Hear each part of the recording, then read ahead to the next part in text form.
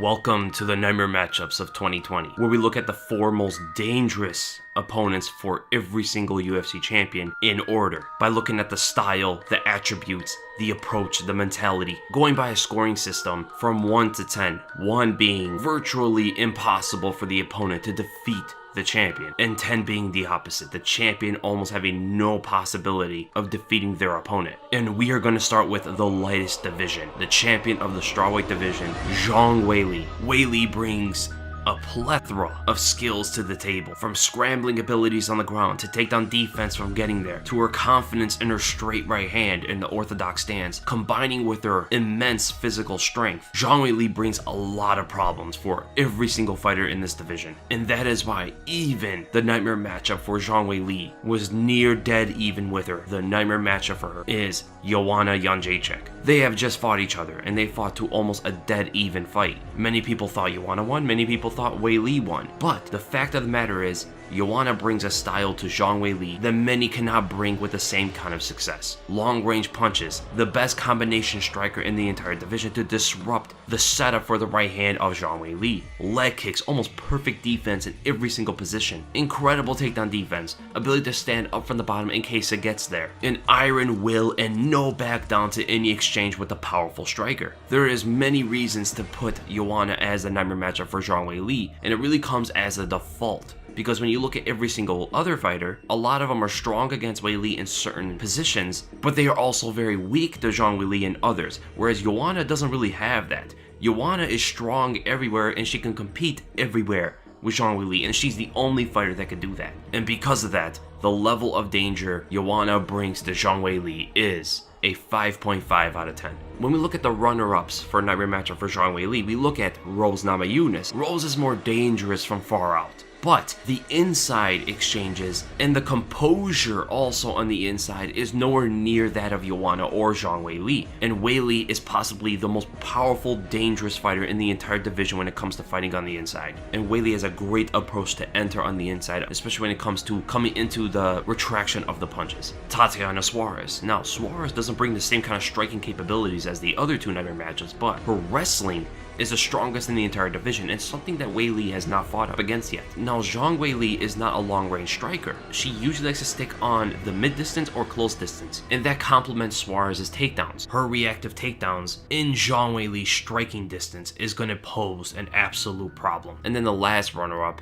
is going to be Nina Ansaroff. Now, Nina Ansaroff brings another level of striking, that Taekwondo style with long-range kicks that can be a bit of a hindrance for Zhang Wei Li to get inside of. And Nina has really good boxing form, just to get her out of some dangerous situations, and then get back into the kicking way of things. And from there, we go on to the next division, the women's flyweight division, which has been run down by Valentina Shevchenko. Shevchenko is up there for the most well-rounded fighter in the entire UFC right now. She does everything at a very high level, from her boxing countering, to the timing of her kicks, to her takedowns in the clinch, to her dominant transitioning, and her lethal submission skills. It's going to be very hard for anybody to beat Valentina Shevchenko without having a major attribute advantage over her. But we have to pick our nightmare matchup for Shevchenko, and I'm going to stick with what I picked before, and that is going to be Joanne Calderwood. Joanne Calderwood is a respectable striker with also respected submission skills. Not the greatest takedown defense, not the greatest boxing skills overall, but brings a traditional Muay Thai style, from the push kicks to the knees to the elbows in the clinch. Valentina is finally going to find someone who can fight with her in the clinch. Shevchenko likes to transition to the ground through the clinch almost every single time, and Joanne puts up a very strong wall at that area. But everywhere else, Joanne can kick with Shevchenko in many placements.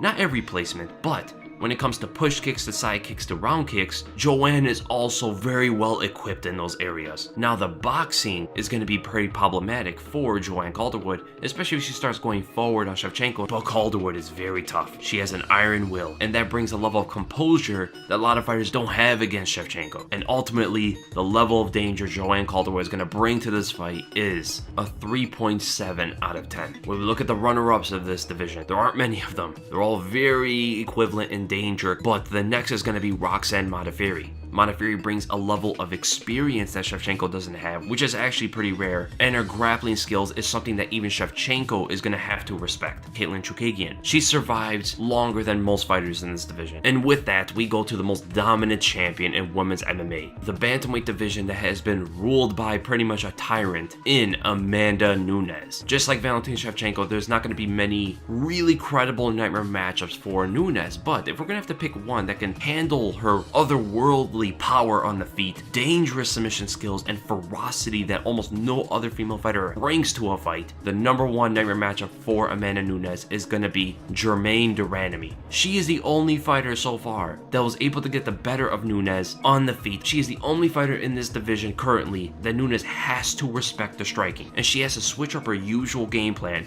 to start grappling with the striking phenom. She's longer than Nunes, she has power to hurt Nunes, she has better kicks overall than Nunes does, she has sniper-like qualities and countering abilities that even makes Amanda Nunes ease her pressure safely to get inside the distance where she can grapple. And that's pretty much what comes down to it. If Germaine de Randamie fixes her wrestling and grappling defense, she poses a real possibility to defeat Amanda Nunes. So that is why the level of danger GDR brings to a fight with Amanda Nunes is a 4.5 out of 10. Unfavored, but brings a realistic path to victory. The next fighter on this list is going to be Juliana Pena. The reason why I picked Juliana Pena is because of her wrestling aggression. She will most likely last all 5 rounds, and if she can get past the dangerous stand-up of Nunes, she can gas out the explosive champion and bring her into a game that Kat Zingano kind of brought back in the day, but at a different level. Irene Aldana. Aldana brings boxing skills and legit power that Nunes herself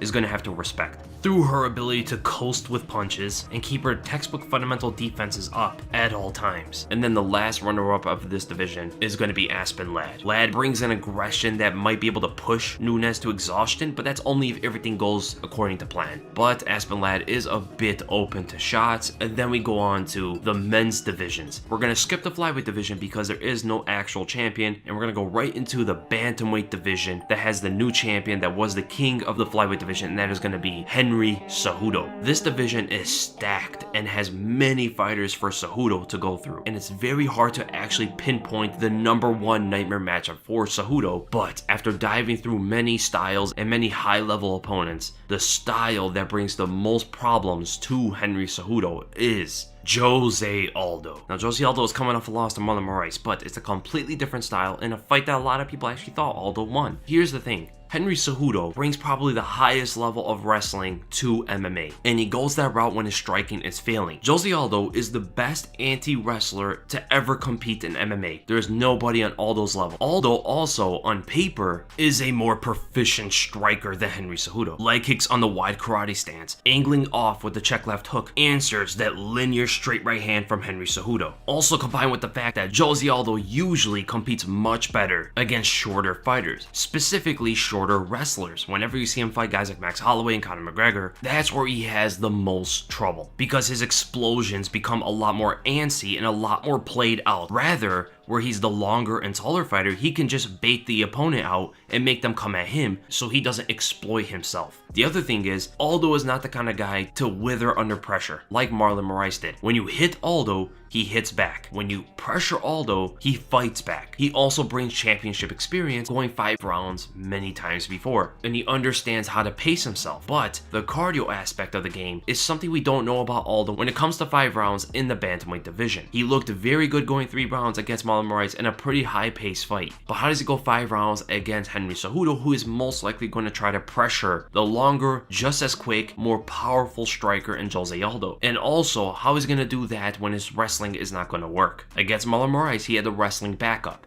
Against Aldo, he doesn't necessarily have that unless he's going to mix it up with his striking. So ultimately, the level of danger Jose Aldo brings to Henry Cejudo is an 8 out of 10. He has many advantages over the champion. And if we look at the runner-ups, which there will be a lot, they are pretty close, the next on the list is going to be Petr Yan, with superior boxing skills, great takedown defense, gonna be attempting takedowns against Henry Cejudo, for sure to mix up his boxing, which he does very well. Great defense, great dipping abilities to move the head off the linear path of Henry Cejudo's attacks. Aljamain Sterling. Ultimately, Sterling is much longer than Henry Cejudo, having about a 6-inch reach advantage with much improved striking, much better distance management with a very respectable jab, as well as many kicks to throw as such a short fighter that he is not afraid to go to the ground with. He is one of the most dangerous, lethal submission artists to ever fight in the bantamweight division, which brings a factor to the fight that's very similar to Henry Cejudo fighting Jose Aldo, but it's more of a choice to Cejudo rather than blocking the wrestling off completely that Aldo can do. Here, Cejudo is going to have to ask the question, do I want to go to the ground? And that decision making can possibly leave him in front of some of the long strikes of Aljamain Sterling. And then the last runner-up is going to be Dominic Cruz. People will probably ask, where's Corey Sandhagen? I was going back and forth with Cruz and Sandhagen and Aljamain Sterling and also Jan on where to put these 4 fighters. Now, Cruz and Sandhagen, even though they have this long range, mobile comboing, high volume style, they generally run into strikes against shorter fighters because they don't stick on the outside that much. They're moving on the outside, but they're making their way in combinations to the close range. That is why you saw Sandhagen get hurt by John Lineker. That's why you saw Cruz get dropped by Cody Garbrandt and Uriah Faber in the past. But ultimately, why I put Cruz above Sandhagen is because he has the championship experience, he has more experience fighting these short fighters, and he has a better overall comboing game while also moving his feet. Sandhagen combos once he plants himself, and that is going to be more detrimental to Sandhagen. And now we go to the featherweight division with the other new champion, Alexander Volkanovski. Volkanovski is another very well-rounded fighter with great power, great pressure, does not gas out, and one of the most intelligent champions currently on the roster. He brings a short stature, but he finds ways to break the bigger and taller fighters down piece by piece. But the nightmare matchup for Alexander Volkanovski is going to be Chan Sung Jung, the Korean Zombie. The Korean Zombie has also become a high IQ fighter ever since his return to the UFC from his military service. Before, he wasn't known for that. Before, he was a war machine that tried to engulf the place with fire. But now, he still brings that level of lethal abilities on the feet and on the ground, but with a high IQ game plan to everything, which makes him extremely dangerous for every fighter in this division. His boxing is among the best in this division, with legit KO power with everything he throws, from jabs to uppercuts to right overhands to left hooks. Everything he throws is to knock the opponent out. And against the pressuring style of Volkanovski, he's one of the only fighters right now that can make Volkanovski pay for marching him down. Guys like Holloway and Zabit and Rodriguez and Frankie Edgar, these guys do not have the necessary power to make Volkanovski respect them. The Korean Zombie is one of the best fighters at countering jabs, which is something Volkanovski throws many times, and Volkanovski also does have very long arms, and that is something Korean Zombie could take away. And if Korean Zombie takes that away from Volkanovski, Volkanovski has to find another means of setting up his combinations and setting up his pressure, which is more important. And that could ultimately leave Volkanovski on the far range, trying to find a way in, as now Korean Zombie is setting him up for punches. And it's extremely hard to cut off Korean Zombie setups. Now, Korean Zombie does have a leg kicking deficiency, and that goes to the wrestling as well. Volkanovski is a very good wrestler and a good grappler, but he's going to meet his match when he takes the higher level BJJ artist on the ground who has insane submission skills, able to pull off even twisters with confidence. So ultimately, the level of danger Korean Zombie brings to Volkanovski is a 6.8 out of 10. A little bit of a favorite matchup, and he brings his style able to exploit some of the champion's weaknesses. The runner-ups are Max Holloway. Max Holloway was a fighter that got shut down for many things he was trying to throw at Volkanovski, but he still has many comboing abilities, and he's a fighter that adapts very well between fights. Also, he brings a great takedown defense game. He switches stances very well, and that alone is going to allow him to present many different things against Volkanovski a second time. Brian Ortega. Even though Ortega does tend to get caught by many shots, he has shown he has the chin to take them, and he likes to go to war with his opponents. He has legit power, just like Korean Zombie, to halt the offense of Volkanovski at any given turn, and of course he's not going to get taken to the ground, so he only has to be focused on the striking. And he would be a fighter that would cause Volkanovski to be brought into a war. And when you get brought into a war with Ortega without being technical, which Volkanovski has shown in the past against Chad Mendes, he lost some of his technical approach in exchange for power and brutality. When he brings that out of Volkanovski, that is where he's going to be able to tag Volkanovski in many situations. And then the final runner-up is going to be Zabit Magomedsharipov. Zabit technically is going to be able to even outplay Volkanovski in many situations, but it's only going to be for the first 2 rounds. One of the only fighters that's going to be able to do that, and because of that, he can mix up many different things. On the ground, Volkanovski might also get outplayed. On the feet, the jab and the left to counter are going to be things that Volkanovski is going to have a problem with, but Zabit lacks leg kicking defense, and when he gets pressured too much, he gasses out quicker. With that, we go to the next division, the strongest weight class in the UFC, the lightweight division, ruled by possibly one of the best fighters of all time, and that is Khabib Nurmagomedov, the best grappler to ever compete in MMA in my opinion. Legit striking defensive skills, even staying on the feet, very unorthodox in many things, but he has a great ability to post and retreat,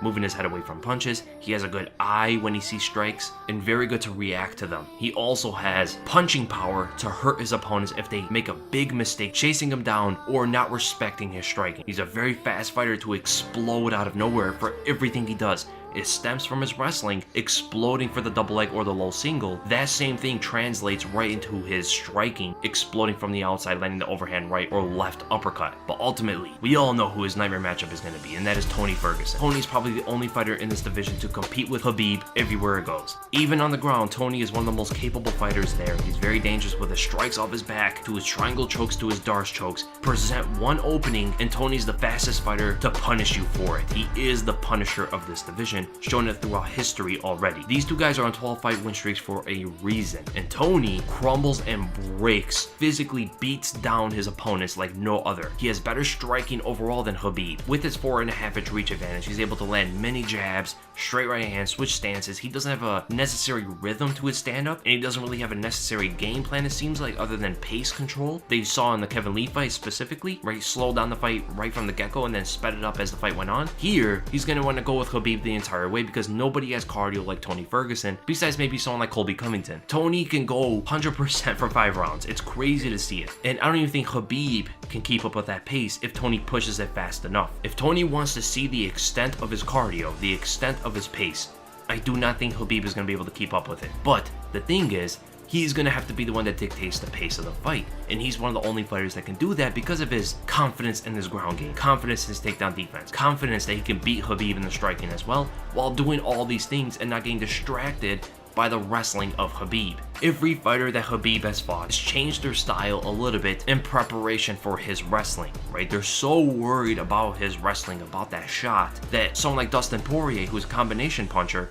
turns into a sniper. Tony is going to be the guy that's not going to do that. Tony's going to fight his fight because he's not worried about the takedowns. And if we see in the past, Khabib got caught into a guillotine choke against Dustin Poirier. Tony Ferguson, he has some of the best chokes in this division. And like we saw with the Edson Barboza fight, if you present your neck even for a split second, he is sneaking in that Darce choke faster than you can blink. And because of the jabs, the straight right hands, the left uppercuts, Khabib is going to find himself in many frustrating positions on the feet. We also know that Khabib hates getting backed up. He gets a lot more uncomfortable and a lot more panicky with a lot of stuff, even in his striking, to hit back to break the pressure of his opponents. We saw this as early as the Gleison Tibau fight all the way to even the Ally Quinta fight, which is pretty recent, showing extremely unsafe defense, and no one can push you back into a defensive mode like Tony Ferguson can. Not only with his pace, not only because of his cardio, but the huge variety of different strikes he throws at you makes you guess too much, and it ultimately puts you on the defense. This will cause Khabib to panic wrestle more than ever before, and his go-to is that low single leg. The low single can be extremely dangerous to go for. It acts almost like a suicide move because once you miss, you end up on your knees with the opponent above you. Chokes are in the way, uppercuts can be landed, ground and pound, push the opponent on his back, maneuver around them. There's many things you can do against someone who missed out on a low single leg attempt. And ultimately, with the volume and the constant pressure from Tony Ferguson causing the panic wrestling of Khabib,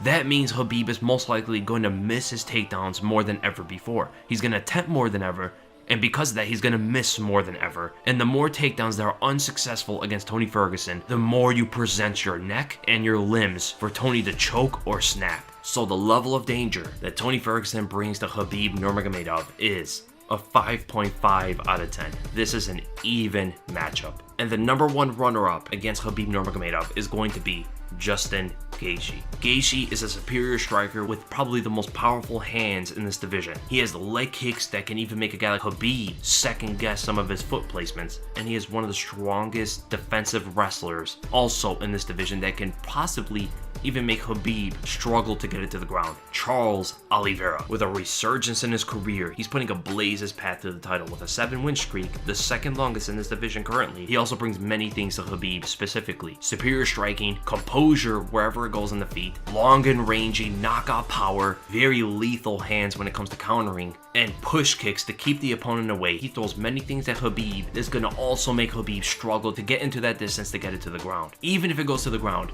just like Tony Ferguson, Charles Oliveira brings chokes to the game that Khabib has never fought up against before. Donald Cerrone. He also brings a very respectable ground game. Even if it goes to the ground, Cerrone, in pretty much every single fight, has gotten the better of his opponents. His triangle chokes, his omoplatas, and his high guard game is among the best in this division. He also has just good takedown defense as it is. On paper, he has better striking than Khabib, from jabs to high kicks. There's a lot of things that Khabib is going to have to be worried about against Donald Cerrone. And from there, we go on to the welterweight division, another very strong weight class that looks like has a very dominant champion, and that is Kamaru Usman. Kamaru Usman has a very strong wrestling game, physically powerful with everything he does. 5-round cardio, has a much improved boxing game with textbook form. Kamaru Usman is a very hard guy to beat. But nightmare matchup is not going to change from last year, and that is going to be Santiago Ponzinibbio. Great takedown defense, and even a better ability to stand up from the bottom. He can go 5 rounds at a very high pace, as well as being one of the most powerful strikers in this division. That is a very rare quality in a fighter. Go 5 rounds, and also power punch the entire way. And he's overall a much better striker than Usman. Even though Usman has a granite chin, Colby Covington was able to rock him at some points, and Usman confirmed that. Ponzinibbio knocks out opponents with jabs.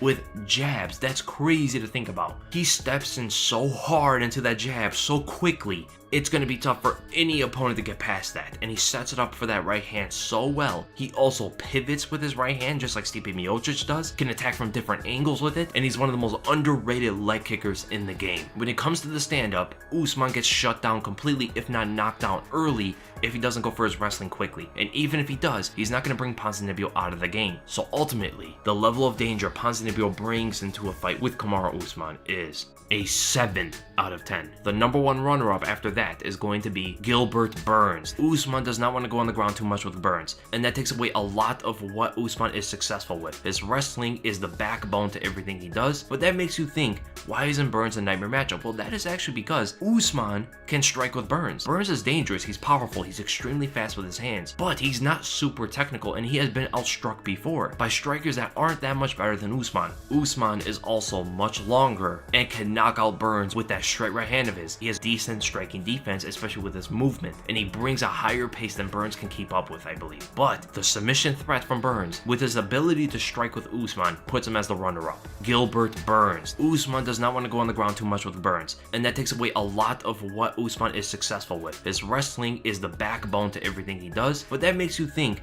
why isn't Burns a nightmare matchup? Well, that is actually because Usman can strike with Burns. Burns is dangerous, he's powerful, he's extremely fast with his hands, but he's not super technical, and he has been outstruck before by strikers that aren't that much better than Usman. Usman is also much longer and can knock out Burns with that straight right hand of his. He has decent striking defense, especially with his movement, and he brings a higher pace than Burns can keep up with, I believe. But the submission threat from Burns, with his ability to strike with Usman, puts him as the runner-up. Jorge Masvidal. Masvidal brings a much better striking game with legit killer instinct that Usman has not fought up against before. His wrestling defense is also there, and his grappling defense to get up from the bottom is also there as well, but it's not on the same level as someone like Colby Covington or Ponzinibbio or Gilbert Burns. And that is why he's lower on the list than those fighters. And from there, we go on to the middleweight division, which seems to be much more stacked than ever before. And the champion of that division, who has just defended his belt, is Israel Adesanya. Adesanya is possibly the best striker in the game right now. He's one of the most respected strikers in the game with real legit takedown defense, and the fact that he's able to develop that takedown defense within a few years in the sport to even defend Yoel Romero and Derek Brunson and guys like that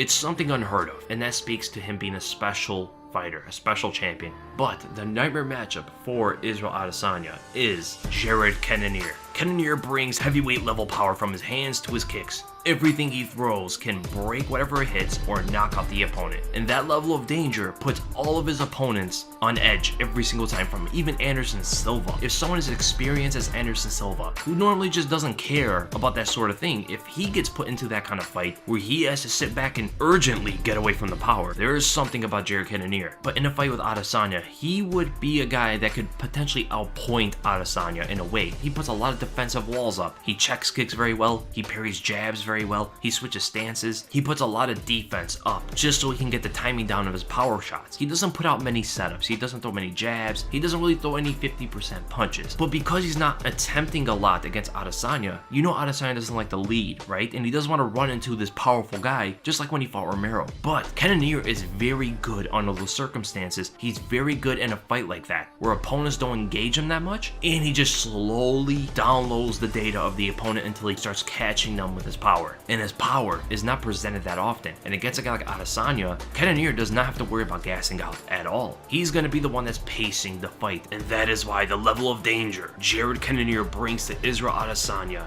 is a 5.9 out of 10. Then the number one runner-up, I will say, will have to be Yoel Romero. When you look at every other fighter in this division, they cannot have the same kind of success as Romero when it comes to making different adaptations to the fight. From striking to wrestling, fighters in this division get put into trouble a lot more than Romero does. And also, with a different approach from Yoel Romero, he can bring a more competitive fight and a more dangerous fight to Izzy. Darren Till. The reason why it's going to be Darren Till is because Till thrives under a technical fight. The biggest problem he's going to bring to Adesanya is his movement. He's very quick with his feet, and he can get into different angles that nobody has really gone on against Adesanya yet in MMA. He's very quick with that left hand as well for those angles. Robert Whittaker. The reason why I'm going to say Whittaker, even though he got knocked out by Adesanya, he approached the fight very different than many of us thought, right? He became a lot more desperate for the knockout right off the bat, throwing right overhands, not setting anything up. It was something we've not really seen him ever do before. But if he comes out there the same way he usually fights, he sets up things, he sticks on the outside a bit, trying to get some angles, and the opponent fakes a lot at the opponent, and maybe even uses his takedowns against Adesanya, he can actually bring a harder fight against Adesanya than anybody else in this division. And then we go to the light heavyweight division, one of the more lacking divisions of the UFC right now, but has a very skilled champion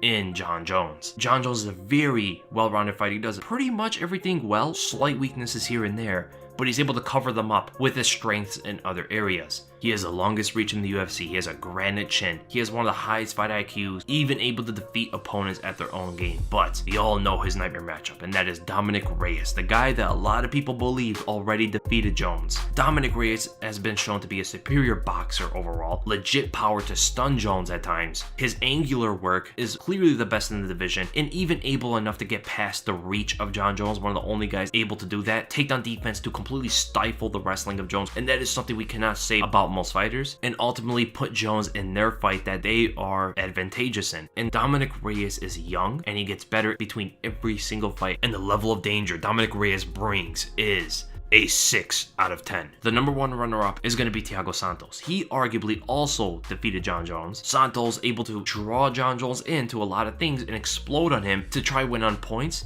if he's not going to knock him out. His leg kicks is a weakness that he exploited of Jones. Doing this all while compromised, fighting with no knees pretty much. In a rematch, you would have to think Santos would perform a lot better. Jan Blachowicz. Jan has legit knockout power. He has Brazilian Jiu-Jitsu that Jon Jones is going to have to respect a bit. I think Jones might be better in that area, but it is somewhere that at least Jan is capable in if he gets taken to the ground. His boxing is far superior. He has very lethal kicks, mixing up from body, head to legs, and he's very good at drawing in opponents into his strikes. Jacare Souza. Jones does not want to go on the ground with Jacare. That ultimately leads the fight to be on the feet as well as in the clinch. I don't think Jacare is going to be able to take down Jon Jones. He's a bit too small, I believe, and his takedowns aren't on that level, but he has legit knockout power with his right hand, and he has very well-timed kicks. And then we go to the final division of the UFC, and that is the heavyweight division. The champion, probably the greatest heavyweight of all time, Stipe Miocic. Stipe has reclaimed this belt due to his superior boxing skills to almost everybody else in this division. His wrestling skills is among the top as well. Mixed up with his angular punching and his fight IQ, he's one of the hardest heavyweights to defeat soundly. In his nightmare matchup, very hard to choose between two fighters, but I will have to go with Francis Ngannou. Francis Ngannou has resurged a bit after his loss to Stipe Miocic. He fought very differently in that fight. He was very aggressive, underestimated the champion, and went too hard, too quick, and couldn't be successful after that first round. His boxing alone is enough to deal with the boxing of Stipe. He has very quick hands, the most powerful puncher to ever compete in the UFC. He has a staggering 83-inch reach. He's very quick with his feet. He has devastating leg kicks, which is something he didn't go to against Stipe, and lights out takedown defense, able to completely stop Curtis Blades' takedowns, Cain Velasquez's takedowns. He can go on there and defeat Stipe Miocic if he's not that aggressive. If he tries to bring Stipe on him and put the fight in the center of the octagon and make it more of a boxing match at long range where he can see the takedowns and also land leg kicks, Stipe could be in huge trouble. Ngannou has to fight the fight like he's not chasing the knockout, and that was always supposed to be the game plan. And the level of danger Francis Ngannou brings to Stipe Miocic is a 6.5 out of 10. The number 2 nightmare matchup is Daniel Cormier. He does have success when it comes to headshots. He has success because he's faster in many areas. He has very good wrestling, and in the clinch is where he completely dominates the fight. But he has a giant, unsolvable weakness to body shots. Ciryl Gane. He is a very high level striker, and he has already shown to probably even be just as good as a grappler in MMA. His submission skills are actually scary. They're actually something you have to worry about if you're able to take the guy to the ground. And that's the other thing about Stipe Miocic. Miocic, can he actually get to Gane's hips? Because Stipe doesn't move that much, and Gane is probably the fastest, most mobile fighter in this division, and he has legit knockout power. He's a much better striker overall than Stipe Miocic. He's able to get in and out very well and very safely. In the future, you can even see Gane as the nightmare matchup for Stipe Miocic. Curtis Blades. Curtis Blades is almost like a lesser version of Stipe Miocic. He doesn't have as good of striking. He's not as powerful with his hands. He's a boxer as well. His wrestling is pretty much equivalent to a point. He's a better ground and pound artist, but that's pretty much it. He's able to compete with Stipe in many areas. So these are your nightmare matchups for every single champion in the UFC. So I hope you guys enjoyed the video, and if you did, make sure to give it a thumbs up if you enjoyed my content. Make sure to subscribe, and I'll see you guys in the next video.